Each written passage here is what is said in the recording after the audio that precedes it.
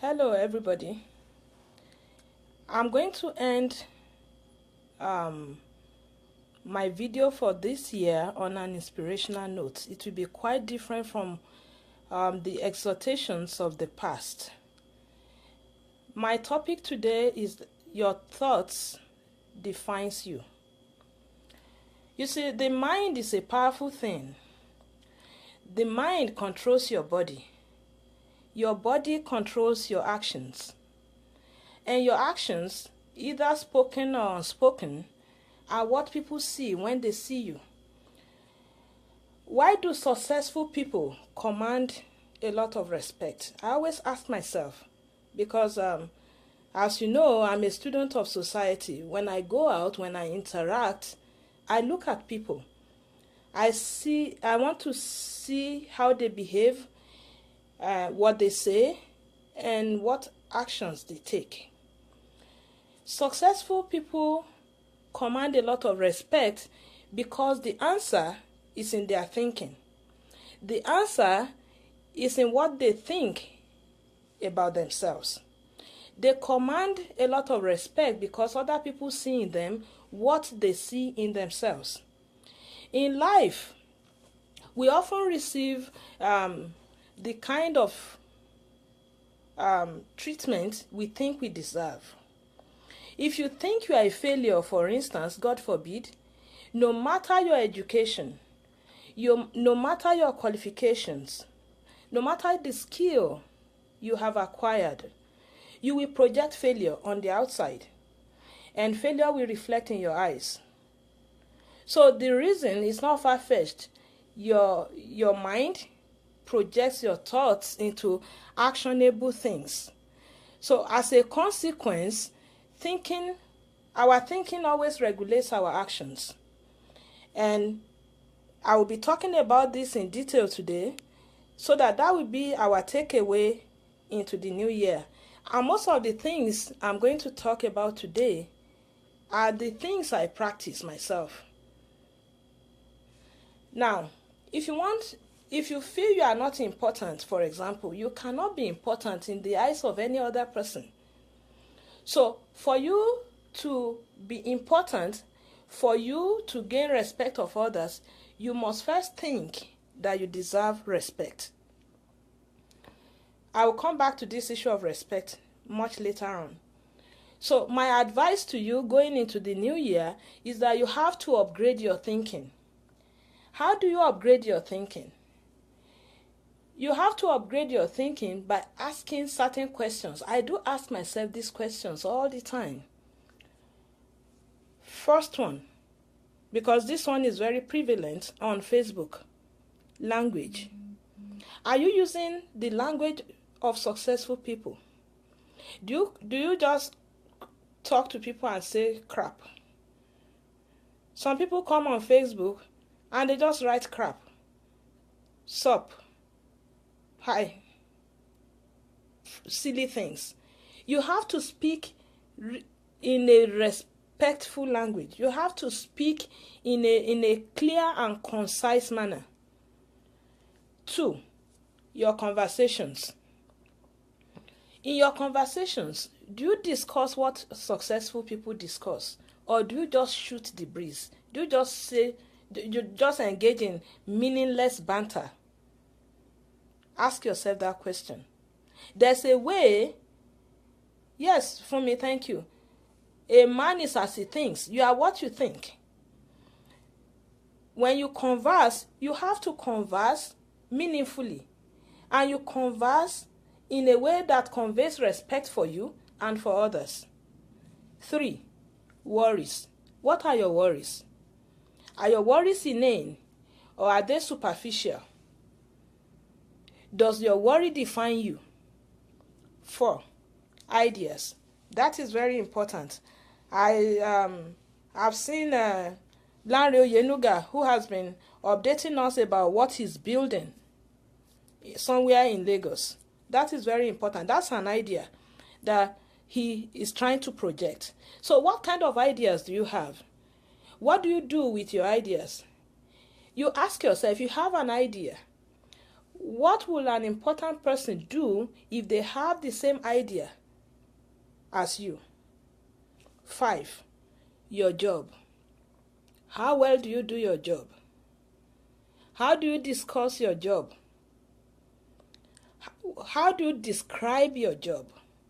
Because for me, for example, when I see people, hey, how are you? What's your name? When they tell me their name, the next thing I ask them, what do you do? Let me give you an example that comes to my mind. If you're a teacher and somebody says, hi, how are you? And you say, my name is Funke Owosheni, for example. And he says, what do you do? He said, I'm a teacher. That's one response. Another way to respond that I hear often in Nigeria is, I'm a poor teacher. Another way to respond is, oh, I mold minds, I impart knowledge, and I define what the future generation thinks. Among these 3 different answers, which one will you prefer? For me, I will prefer the last one. I will never introduce myself as a poor teacher. I'm not poor. I'm not a poor teacher. I will introduce myself as imparting knowledge, as in molding minds. I will not just say I'm a teacher. That is kind of lame. So you must find a way to introduce yourself. First impression matters. Now, how do you think successfully? You think successfully by building respect. How do you build respect? You have to always respect yourself. Because the more respect you have for yourself, the more respect you will gain from other people. And one of those ways of building respect is to look important. How do you look important? I'm not saying you should buy the most expensive things to wear. You will look funny. Somewhere about 3 weeks ago, I did discuss that as part of as part of those values we must take seriously, that you dress as you want to be addressed. So definitely, you are what you wear. Your appearance matters a lot. Your appearance talks about you. Be sure before you leave the house that your appearance says something positive about you. Let me tell you, if you are loud, you dress loud, wear very bright colors, and you put jewelries all over, or if you're a man, you just if you are just loud, you know what loudness means. You see, people will assume that you are loud, even if you are not a loud person. Your dress conveys that you are loud, so you are loud. That is the inference people will draw. If you are bogus, people will think you are uncouth, that you don't know how to talk. So never leave your house without feeling certain that you look like the kind of person you want to be. Again, I'm going back. How you think determines how you act. And how you act determines how others react to you. So when people react to you, it is based on how you portray yourself. So, for example now, when you visit public spaces, maybe after this video, like if you go to restaurant, if you go to stores like ShopRite, or if you are in America, you go to the mall, watch carefully. Who is shown more respect? Probably at the cashier. Watch closely. You will see that the cashiers do treat people differently. You see, the people who is shown much respect and courtesy are the people who look responsible. If you don't look the part, nobody will respect you. So, you will see the cashier will just say, sir, and we treat someone very nicely. The next person will just start throwing whatever they buy. What happened there? What happened is that they just look at another person, make a quick and often subconscious appraisal, and they treat that person differently. So you must be careful how you portray yourself.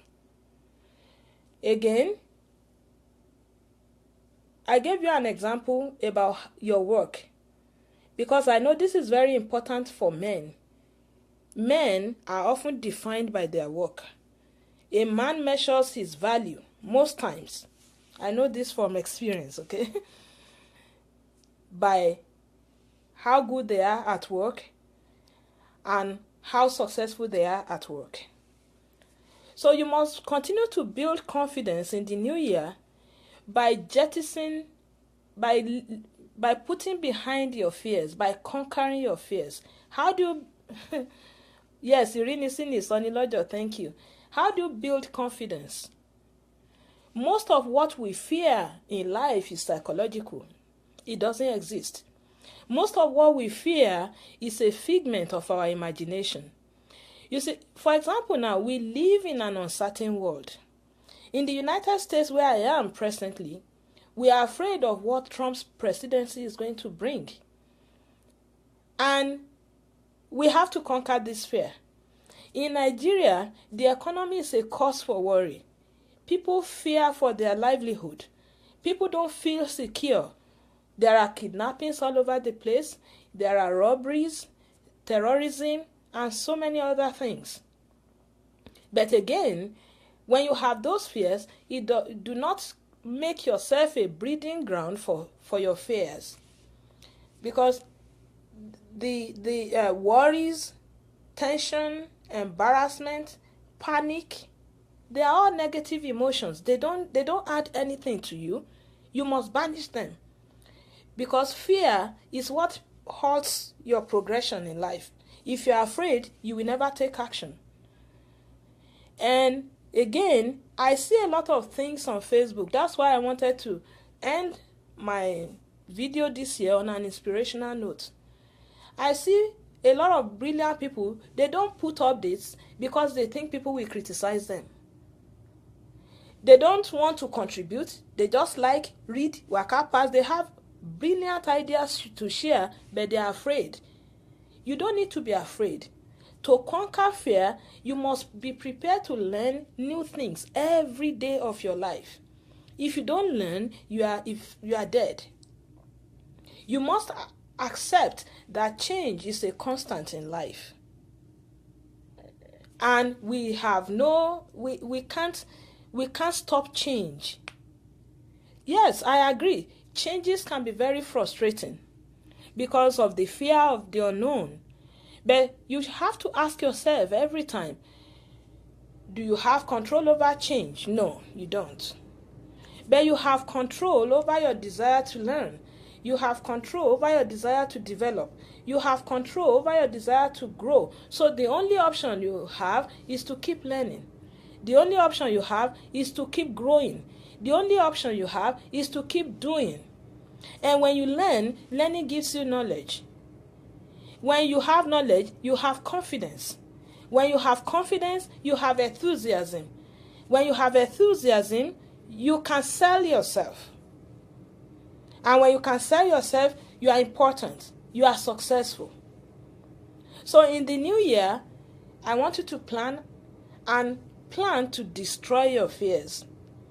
I see this every day. People come to me inbox telling me about so many fears they have about taking that step, telling me what step do you think I should take.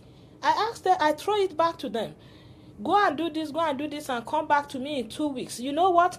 Most of these people come up with their own solutions. So I ask them, I say, you see what fear can do to you? You see, you have to think and begin to conquer your fear. I have no illusion. I have my fears. I will tell you about it. Fear is real. Fear is a powerful force. It prevents people from getting what they want from life. Fear is the number one enemy of success anywhere. Fear stops people from hearing and listening and learning something new. Fear stops people from grabbing new opportunities. Fear destroys your health. You know that. Fear extends uncertainty beyond uncertainty itself. Fear causes lack of confidence. So the first step you must take in the new year is to face your fear head on. How do you do that? Define it and accept it. This is my fear, I accept it. The next part is the conditioning process. We are all creatures of habit, okay? Some habits are good, some are bad. So you need to condition yourself. How do you condition yourself? You condition yourself by knowing that all confidence is acquired. People who are confident, nobody is born with confidence. The day you were born, you were not born with confidence. Confidence is acquired. Confidence is developed. I'm not talking about arrogance. I'm not talking about arrogance. People who have over exaggerated sense of worth, over bloated sense of worth. No, I'm talking about confidence, knowing who you are and projecting it. Those people who radiate confidence have conquered worry. They are always at ease with themselves everywhere, and they acquired every bit of it. So the only way to acquire that confidence and cure your fear is to take action. Again, I told you before, I said I have fears. My biggest fear in life is Nigeria. I'm in the United States. I'm the only one in my family who resides abroad. I have my parents, my siblings, my nieces, my nephews, my extended family. I fear about the direction Nigeria is going. And I started this video series, for example, as a way to conquer my fear. Because I know that the problem in Nigeria, after careful observation, is not about leadership. The problem in Nigeria is about a systemic corrosion of values. So I'm making this video series as an action to conquer that fear, to begin to address those things that is wrong in our society based on how I see it. So I'm using this medium to conquer my fear. Why don't you think about how you can conquer your own fear? So indecision, postponement, fertilizes fear. It makes fear grow. How do you conquer fear? I have a procedure I use. I always isolate my fear and pin it down. I determine what exactly am I afraid of. How can I conquer it? What action should I take? Because for every fear, there's an action. For every Goliath, there's a stone. So I need you to go out there in the new year to focus daily on positive thoughts and emotions. Plan to destroy those negative thoughts and emotions before they destroy you. So I have 5 takeaways for you. The takeaways are this. Action cures fear. Isolate your fear and take action. Inaction will strengthen those fears and destroy your confidence, and it will not make you important. Populate your memory with positive thoughts. Populate your memory with positive thoughts. Put people, anybody you meet, in proper perspective.